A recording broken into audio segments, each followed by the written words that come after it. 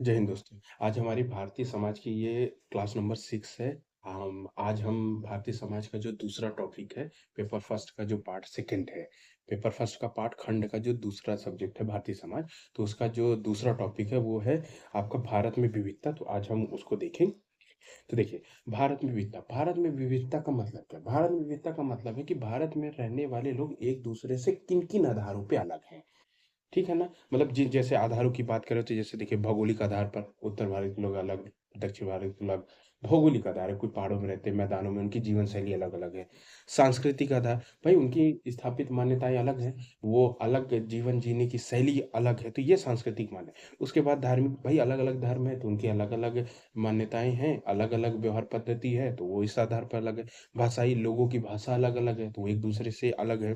फिर प्रजाति आधार पर लोग मतलब आप कह सकते हैं कि लोगों का जो मतलब कि जो शारीरिक बनावट है, उनके आधार पर वो अलग-अलग एक-दूसरे से अलग-अलग है, त्वचा के आधार पर, ठीक है? हाइट के आधार पर, तो ये उनकी प्रजाति आधार पर विविधता अलग। उसके बाद है जनजाति, जनजाति समाज तो मालूम है क्या जो आपका मुख्यधारा का समाज है, जनजातीय समाज अलग है, जंगलों में निवास करता है और जो आम लोग हैं, वो शहरों में निवास करते थे, ये हो गया। फिर जाति आधार पर विविधताएँ हैं, जातियाँ हैं, कई सारी जातियाँ हैं, कई सारे लोग हैं, उनकी सारी मान्यताएँ अलग है, व्यवहार पद्धति अलग है और कर्मकांड अलग है, तरीके अलग है, जीवन शैली अलग है। तो ये आपके ये आधार हो गए कितने 1, 2, 6, 7, 7 आधारों के आधार पर हम देखेंगे कि भारत में विविधताएँ हैं। अब मैं एक-एक करके आपको डिटेल बताऊँगा कि कैसे, ठीक है? तो देखिए, पहला है भौगोलिक आधार पर विविधता। तो देखिए भौगोलिक आधार पर विविधताएँ हैं, ये प्रकृति पर आधारित है कि भाई जैसे उत्तर भारत में पर्वत पर्वत है, तो भाई पर्वतीय समाज अलग है। जब पर्वतीय ज़्यादातर पर्वतीय समाज आपका जनजातीय समाज है, आधुनिक मुख्यधारा से बिल्कुल अलग है, ग्रामीण व्यवस्था है, तो ये आपकी कह सकते हैं कि अलग है। उसका है उत्तर भारत, जैसे उत्तर भारत का पता है तो आपको मालूम है उत्तर भारत के जिले हैं जिनमें ये भाई मुख्यधारा का समाज है, आधुनिक समाज है, एजुकेटेड समाज है, विकास दर यहाँ बहुत ज़्यादा है, जनसंख्या भी बड़ी हो रही, व्यवहार पद्धतियाँ अलग है, कृषि व्यवस्था अलग है, तो औद्योगिक समाज है, तो ये आपका अलग है। उसके बाद है दक्षिण का प्रदेशी समाज। भाई दक्षिण का प्रदेशी समाज है, तो वो भी आपका अलग है। उसके बाद है राजस्थान में मरुस्थलीय समाज। मरुस्थलीय समाज में रहने वाले लोगों का भाई जीवन शैली अलग है और कार्य पद्धति अलग है, अलग व्यवसाय करते हैं, खेती करने का तरीका अलग है, ज़्यादातर तो है ही नहीं, पशुपालक समाज है, तो ये अलग है। उसके बाद है समुद्र तटीय समाज भी अलग है। समुद्र तटीय समाज जैसे उनका प्रमुख पेशा तो मालूम मछली पकड़ना हो गया। उसके बाद उनकी स्थापित मान्यताएँ हैं, समुद्र से संबंधित अपने को जोड़ कर देखते हैं उनको और वो ईश्वर समझते हैं। तो ये जो आधार है, ये आपकी भौगोलिक विशेषताएँ, भौगोलिक विविधताएँ उत्पन्न करती है, हालाँकि इसमें कुछ ख़ास है नहीं। चलिए, दूसरा है आपका सांस्कृतिक, ये थोड़ा इम्पोर्टेंट है। सांस्कृतिक विविधता, जो भौगोलिक विविधता है वो आपके भूगोल से संबंधित टॉपिक है, पर चलिए आप देख लिए अच्छी बात है। उसके बाद ये सांस्कृतिक विविधता, ये समाज में अंतर पैदा करती है। अब लोग एक दूसरे से कई अब देखिए दो दो एक संस्कृति का मतलब क्या है? सांस्कृतिक जो है संस्कृति पर से बना है। इसका मतलब देखिए एक होता है सभ्यता, एक होता है सभ्यता जो होता है ना, ये व्यक्ति का बाह्य पक्ष होता है, ये दिखाई देता है कि लोग किस तरह के घरों में रहते हैं और क्या-क्या वस्तु यूज़ करती है। और जो सांस्कृतिक पक्ष होता है, ये व्यक्ति का आंतरिक पक्ष होता है कि वो क्या सोचता है और वो किस आधार पे व्यवहार करता है। तो ये सांस्कृतिक पक्ष हो गया। तो देखिए, सांस्कृतिक पक्ष में अगर पहले आधार की बात करें तो खान-पान। अब देखिए लोग खान-पान के आधार पे सबकी अपनी अलग-अलग है। जैसे अगर बिहार की बात करें तो बिहार में लिट्टी-चोखा बहुत प्रचलित है, पसंदीदा है। राजस्थान की बात करें तो भाई वहाँ पे दाल-बाटी चूरमा चलता है। दक्षिण भारत में आपको मालूम है कि वो क्या नाम है इडली बहुत चलता है और सांभर सांभर का प्रचलन बहुत ज़्यादा है। तो अलग-अलग क्षेत्र में अपनी अलग-अलग खान-पान की व्यवस्था है, ठीक है? तटीय क्षेत्रों की बात करें तो वहाँ जितनी जो पश्चिम बंगाल है, वहाँ मछली-चावल खूब प्रचलित है, तो ये सारा। फिर है वेशभूषा संबंधित, तो देखिए वेशभूषा तो आपको मालूम है कि जैसे उत्तर भारत के लोग हैं, भाई साड़ी उनके यहाँ साड़ी, धोती प्रचलित है। दक्षिण भारत में आप देखेंगे तो लुंगी का बहुत प्रचलन है। जितने भी मांगलिक कार्यक्रम होते हैं, कार्यक्रम उसमें उसको शुभ माना जाता है, तो अपनी ये अलग-अलग व्यवस्थाएँ हैं। उसके बाद देखेंगे देखिए नृत्य कला संबंधी, तो नृत्य कला का भी अपना बड़ा प्रचलन है। इस आधार पर भी लोग अलग-अलग व्यवहार, जैसे आप देखिए दक्षिण भारत में तो केरल में आप जाइए तो केरल में आपको कथकली, मोहिनीअट्टम जैसे डांस, आंध्र प्रदेश में कुचिपुड़ी, उत्तर भारत की बात करें तो उत्तर भारत कथक बहुत फेमस है। तो इस आधार पर भी लोग एक-दूसरे से अलग-अलग हैं।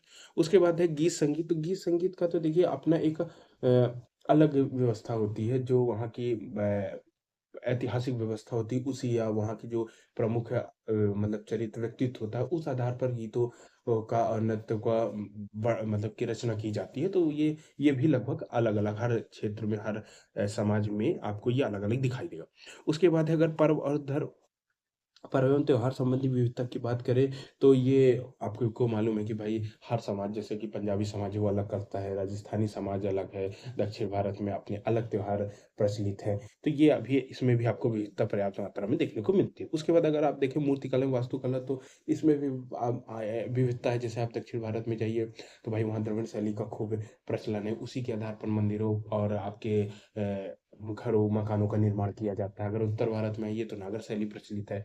ठीक है? उसके बाद है विचारधारा संबंधी विचारधारा भी अपनी महत्वपूर्ण होती है, इस आधार पर भी बड़ी विविधता है।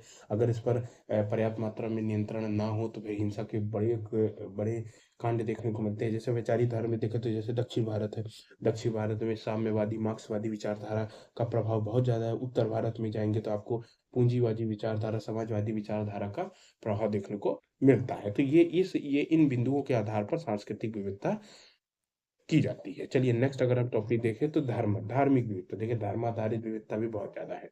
और अगर आप देखें तो जो समाज में सबसे बड़े हिंसा का कारण बनता है वो होता है धर्म आधारित विविधता सबसे ज़्यादा। अगर देखिए तो हिंदू धर्म में जैसे वैष्णव हो गया, शैव हो गया, शाक्त हो गया, इन आधारों पे पर्याप्त मात्रा में आपको विविधता देखने जैसे मुस्लिमों में शिया सुन्नी के आधार पर। उसके बाद है सिख धर्म में भी आपको निरंकारी राधा स्वामी नामधारी इन आधारों पे आपको विविधता देखने को मिलेगी। लोग इस आधारों पे अलग अलग हैं, ये शाखाएं हैं। उसके बाद ईसाई की बात करेंगे तो कैथोलिक प्रोटेस्टेंट हैं। बौद्ध में बात करेंगे तो स्थवर महासंदिग्ध है। और उसके बाद है जैन में दिगंबर श्वेतांबर। ये तो धार्मिक विविधताएं हैं अपनी अपनी जैसे सेक्ट और कल्ट है तो उन आधारों पे बटे हुए हैं। चलिए नेक्स्ट है आपकी भाषाई विविधता। देखिए अगर आप भाषाई विविधता की बात करें तो लोग आपको मालूम है कि अलग अलग क्षेत्रों में लोगों की अपनी एक स्थानीय भाषाएं अलग अलग होती है। ठीक है? तो जैसे अगर आप उत्तर भारत में देखेंगे तो उत्तर भारत में क्या है पहले के समय मालूम है कि आर्य अगर सबसे ज्यादा उनका कहीं विस्तार हुआ है तो उत्तर भारत।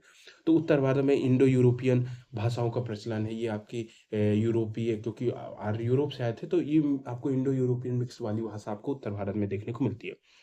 अगर आप दक्षिण भारत में जाएंगे तो दक्षिण भारत में द्रविड़ भाषाओं का प्रचलन द्रविड़ भाषा में जैसे मलयालम तमिल तेलुगु कन्नड़ उड़िया ये भाषाएं आपको दक्षिण भारत में देखने को मिलती है। उसके बाद है औष्टिक भाषा परिवार। अब औष्टिक भाषा परिवार जैसे आपको पश्चिम बंगाल झारखंड में जो है जैसे बंगाली है संथाली मैथिली है तो ये आपको पश्चिम औष्टिक भाषा पर।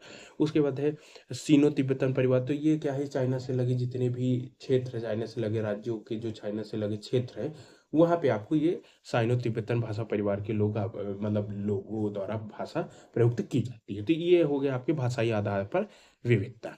तो चलिए आगे देखते हैं दोस्तों। आगे हो जाती है देखिए प्रजाति आधार पर। प्रजाति आधार पर जैसे शारीरिक बनावट अलग अलग है। जैसे निग्रोडो होती है। ठीक है? उस निग्रोडो के लोगों का लगभग रंग सांवला होता है। फिर है आद्र ऑस्ट्रेलियाई। ठीक है? ये गोरे रंग के होते हैं। मंगोलाइड हो गया पूर्व मंगोलाइड ये चाइना से जुड़े वाले एरिया वाले हो जाते हैं। अल्पाइन जो पहाड़ों में रहते हैं नॉर्डिक। तो ये आपकी हो जाती है प्रजाति विविधता। अगर आप देखिए जनजाति विविधता की बात करें तो भाई हमारा जो भारत है यहाँ पे बहुत ज़्यादा संख्या में लगभग पूरे भारत की बात करेंगे तो 8% के आसपास जनजाति लोग हैं अगर जनसंख्या में देखें।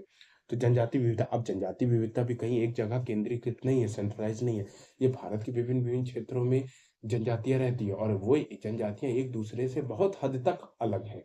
तो आप अगर भौगोलिक आधार पर जनजाति की देखें तो देखो उत्तर भारत की जनजातियां। अब उत्तर भारत की जनजातियां में अगर आप जम्मू कश्मीर जाएंगे तो आपको बकरवाल देखने को। उत्तराखंड में आपको थारू बुक्सा। सिक्किम में जाएंगे तो लेपचा। तो ये जनजातियां आपको देखने को मिलती हैं। इन जनजातियों में खुद में ही अलग अलग जीवन पद्धति है मान्यताएं हैं तौर तरीके हैं जीवन शैली है रहने की व्यवस्था है। तो ये एक दूसरे से अलग है। अगर मध्य भारत की बात करें तो भाई मध्य भारत में आपको भील गोंड बैगा कोरकू ये जनजातियां आपको देखने को मिलती हैं। ठीक है? ये अपनी अलग अलग स्थापित मान्यताएं पूजा पद्धति है तरीका है। उसके बाद आप दक्षिण भारत में जाएंगे तो दक्षिण भारत में आपको जैसे चेचू जनजाति आपको आंध्र प्रदेश तेलंगाना में। उसके बाद टोडा जनजाति आपको नीलगिरी वाले एरिया में देखने को मिलती है। उसके बाद आप अगर उत्तर पूर्व नॉर्थ ईस्ट वाले एरिया में जाएंगे तो आपको खासी गारो जंतिया बहुत सारी है जैसे मणिपुरी है। फिर नागा जनजातियां हैं और मणिपुर में जनजाति संघर्ष वहाँ वहाँ तो बहुत ज्यादा जनजाति संघर्ष देखने को मिलता है। तो तो आपके ये भौगोलिक आधार पर वहाँ की अपनी-अपनी एक जगह अलग-अलग जनजातियाँ हैं। चलिए आगे देखिए दोस्तों, तो देखिए आगे है जाति, जाति आधारित विविधता। देखिए जाति आधारित विविधता भी आपको मालूम है कि ये पुराने पुराने समय की स्थापित मान्यता है, ठीक है? तो जाति आधारित विविधता में आपको मालूम है कि हमारा समाज 4 वर्णों में ब्राह्मण, क्षत्रिय, वैश्य, शूद्र, ये शुरुआत में तो ऋग्वैदिक समाज में ये भाई गुण और कर्म के आधार पर विभाजन था, लेकिन उत्तर वैदिक काल में ये आपका जन्मजात हो गया, या आपका पेशा आधारित विभाजन हो गया, स्थायी मान्यता हो गई। ठीक है? तो इस आधार पर भी बहुत ज़्यादा आपको ब्राह्मण, क्षत्रिय, वैश्य, शूद्र अलग-अलग काम करते हैं। ब्राह्मण जैसे पूजा पाठ काम करते हैं, क्षत्रिय हो गए, इनका राज्य संचालन का काम होता है, सुरक्षा का काम होता है, वैश्य व्यापारिक गतिविधियों, कृषि कार्य संबंधित, शूद्र हो गए जो कि सेवक सेवक होते हैं, काम करते हैं। तो ये आपका जाति आधारित विविधता है। तो उम्मीद करता हूँ दोस्तों आप लोग को समझ में आ रहा होगा। अब चलिए अगर नेक्स्ट देखें तो ये देखिए ये है भारत में विविधता जनित चुनौतियां एवं समाधान। अब देखिए, अब अगर एक एक मिनट यहाँ पे जैसे मैंने आपको पहले पे टॉपिक बताया कि यहाँ पे देखिए भारत की विविधता, देखिए भारत की विविधता ये एक भारत की विशेषता है, मुख्य विशेषता हम कहते हैं, ठीक है। उसके अतिरिक्त अगर आपसे एक विशेषता पूछी जाती है तो कहा जाता है कि विविधता में एकता। ये बड़ा इंपॉर्टेंट शब्द है, इसको ध्यान रखिएगा दोस्तों। विविधता में एकता, विविधता में एकता। तो देखिए विविधता में, अगर हम विविधता में एकता की बात करें तो जैसे अगर आपसे कोई भी पूछती है किसी से आपसे, आपने तो बता दिया कि भाई हमारा भारत में विविधता है, आप इन आधारों पर भौगोलिक आधार पर, सांस्कृतिक, धार्मिक, भाषाई, प्रजाति, जनजाति, जाति आधार पर आपने विविधता बता दी, ठीक है ना। लेकिन आपसे पूछ दिया गया कि भाई विविधता में एकता कैसे है, भारत में विविधता में एकता है, तो भाई आपको कुछ नहीं करना है। जैसे आपको किसी भी आधार पे बोली, जैसे आपने मान लीजिए बोला कि भाई भौगोलिक आधार पे, जैसे उसने बोला कि किसी ने कि भौगोलिक आधार पर विविधता है, लोग अलग अलग भौगोलिक क्षेत्र में अलग अलग रहते हैं, तो आप बोल दीजिए भौगोलिक आधार पर विविधता है लेकिन एकता भी है। कैसे? सांस्कृतिक आधार पर, धार्मिक, भाषाई, जाति आधार पर विविधताएं हैं। जैसे कि सांस्कृतिक आधार पर देखिए तो भले विविधता है, कुछ पक्ष विविधता, लेकिन कुछ पक्ष कॉमन है पूरे भारत में। धार्मिक आधार पर, आपको धार्मिक आधार पर जैसे भौगोलिक बोल दिए कि भाई उत्तर भारत में आपको ज़्यादातर मतलब हिंदू वर्ग ज़्यादा है, दक्षिण भारत में आएंगे क्रिश्चियन वर्ग ज़्यादा है, नॉर्थ ईस्ट में बहुत सारे लोग एथिस्ट वर्ग के हैं। तो आप बोल दीजिए कि भले ऐसा है, लेकिन आप हिंदू धर्म के लोग आपको दक्षिण भारत में भी दिखेंगे, क्रिश्चियन और वर्ग के लोग आपको उत्तर भारत में भी दिखते हैं, दक्षिण और नॉर्थ ईस्ट में भी। तो जैसे एक का विविधता बोले तो आप अगले में एकता स्थापित कर दीजिए। भाषाई आधार पर बता दीजिए कि आजकल तो लोग मतलब अलग राज्य जाते हैं, भाषा सीखने जाते हैं, कई स्कूलों में कोर्स चलाए जाते हैं, या कई राज्यों में एक अलग सब्जेक्ट ऑप्शनल लगाया जाता है, दक्षिण भारत का कोई भी एक भाषा उठा ली जाती है, उनको सिखाई जाती है। तो उन आधारों पर भी लोग जब काम करने दक्षिण भारत में जाते हैं, मोबिलाइजेशन होता है, तो लोग वहाँ की स्थानीय भाषा सीखते हैं, कोर्स करते हैं, तो ये इन आधारों पर फिर एकता स्थापित हो जाती है, ठीक है ना। तो ये, तो जैसे भाई आपके भौगोलिक आधार पर बोले तो आप बोल दीजिए कि भाई हम यहाँ पे भौगोलिक आधार पर विविधता जरूर है, लेकिन सांस्कृतिक आधार पर, धार्मिक आधार पर और भाषाई आधार पर यहाँ पे आपको जाति आधार पर यहाँ पे आपको एकता भी दिखाई दे। फिर जैसे आपको बोल दिया कि भाई अब जैसे आप बोल रहे सांस्कृतिक आधार पर विविधता, तो आप बोल दीजिए भौगोलिक आधार पर विविधता है। भौगोलिक आधार पर विविधता कैसे है?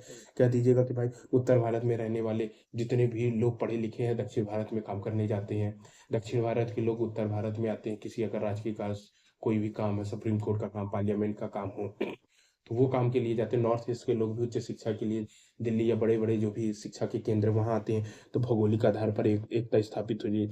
भाषाई आधार, धार्मिक आधार पर एकता है कि धर्म का कोई रुकावट नहीं, कोई कहीं भी गतिशील हो सकता है, ठीक है, भाषाई आधार पर। तो इस तरह आप करके आप एकता स्थापित कर सकते हैं। फिर जैसे आपने धार्मिक आधार पर आपसे बोला कि धार्मिक आधार पर विविधता है, ओके, तो आप बताइए धार्मिक आधार पर विविधता फिर क्या थी, लेकिन भौगोलिक भौगोलिक आधार पर एकता है। भौगोलिक के बाद सांस्कृतिक, ये सब की मैंने आपको वो विशेषताएं बता दी, सांस्कृतिक आधार पर कैसे एकता है। उसके बाद अब भाषाई, जाति, तो जिस पक्ष के बारे में आप पूछो उसके अतिरिक्त जो बचते हैं आप उस पर एकता कह सकते हैं कि इन आधारों पे भाई भारत में एकता है। तो ये विविधता में एकता वाला आपका टॉपिक भी कंप्लीट हो जाता है। जैसे आपसे पूछा कि भाई भाषाई आधारों पे विविधता है, तो आप बोल दीजिए कि भाषाई आधारों पे, अन्य आधारों पे, सांस्कृतिक आधार, भौगोलिक आधारों पे, भाषा, धार्मिक आधारों पे आपको एकता दिखाई देने को मिलती है। तो चलिए दोस्तों आज लेक्चर यहीं समाप्त करते हैं। नेक्स्ट पार्ट में मैं इसका जो भारत में विविधता है उसका अगले पार्ट में मैं इसको कंप्लीट कर दूंगा। तो दोस्तों अगर आपको वीडियो पसंद आए तो वीडियो को लाइक करिए और चैनल को सब्सक्राइब करिए। जय हिंद।